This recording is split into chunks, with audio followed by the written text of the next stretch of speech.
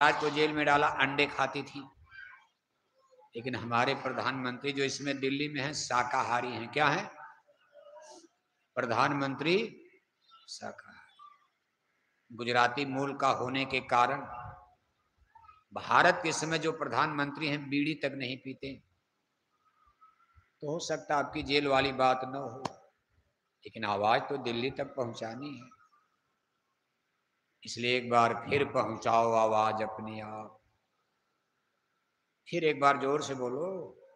ये सब इसी मशीन में रहेगा, जब चाहो खोल कर देखा जाए कब कान में आवाज पड़ती है। अंडे खिलाकर शराब पिलाकर कोई माई का लाल भारत में राम राज ला पाएगा।